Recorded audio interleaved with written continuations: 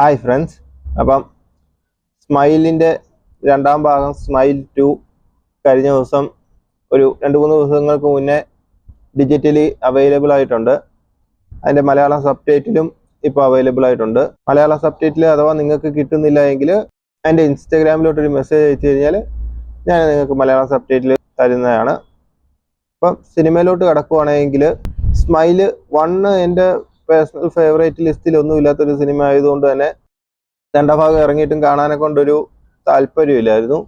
അപ്പം ചുമ്മാ ഇരുന്ന് കണ്ടു നോക്കിയപ്പോൾ സിനിമ കൊള്ളാം. സിനിമ ഒന്നാം ഭാഗത്തെക്കാട്ടിലും എന്തുകൊണ്ടും മികച്ചു നിൽക്കുന്ന ഒരു സിനിമയായിട്ടാണ് എനിക്ക് തോന്നിയത്.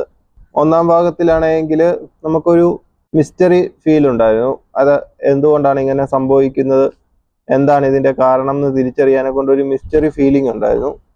എന്നാൽ ഈ രണ്ടാം ഭാഗത്തിലോട്ട് വരുമ്പോൾ ഒന്നാം ഭാഗത്തിൻ്റെ കഥ എവിടെ അവസാനിക്കുന്നു അവിടെ നിന്ന് തന്നെയാണ് ഈ സിനിമയുടെ കണ്ടിന്യൂഷൻ പോകുന്നത്.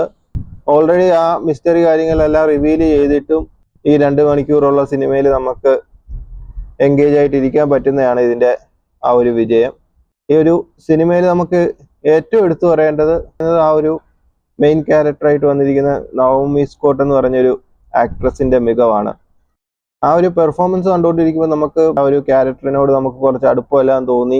ആ ഒരു ക്യാരക്ടറിൻ്റെ ഉള്ളിൽ അനുഭവിക്കുന്ന ആ ഒരു ഫീല് നമുക്കൂടി ഫീൽ ചെയ്യാൻ പറ്റുന്ന രീതിയിൽ പുള്ളിക്കാരത്തി അത് ചെയ്തു വെച്ചതുകൊണ്ട് ഈ ഒരു സിനിമ ഫുള്ള് കണ്ടുകൊണ്ടിരുന്നിട്ടും ബോറിങ്ങോ കാര്യങ്ങളോ ഒന്നുമില്ലാതെ കണ്ടു തീർക്കാനും പറ്റി. പിന്നെ അതിൻ്റെ അവസാന ഭാഗത്തേക്കൊക്കെ എന്ന് വരുമ്പം അടുത്ത ഭാഗത്തേക്കുള്ള പ്രോപ്പർ ലീഡിങ്ങും കാര്യങ്ങളും എല്ലാം വെച്ചുകൊണ്ട് അവസാനിപ്പിക്കുകയും അവസാനത്തെ ആ കുറച്ച് ഭാഗങ്ങളൊക്കെ എന്ന് വെച്ച് കഴിഞ്ഞാൽ സൂപ്പർ സാധനമാണ്.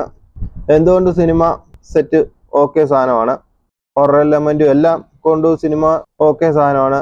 കണ്ടു നോക്കിക്കഴിഞ്ഞാൽ നമുക്ക് സമയം നഷ്ടമായെന്ന ഒരു ഫീല് വരത്തില്ല. നിങ്ങൾ ആരെങ്കിലും സ്മൈൽ 2 എന്നുള്ള സിനിമ കണ്ടിട്ടുണ്ടെങ്കിൽ അതിൻ്റെ നിങ്ങൾക്ക് തോന്നിയ അഭിപ്രായങ്ങൾ പങ്കുവയ്ക്കുക.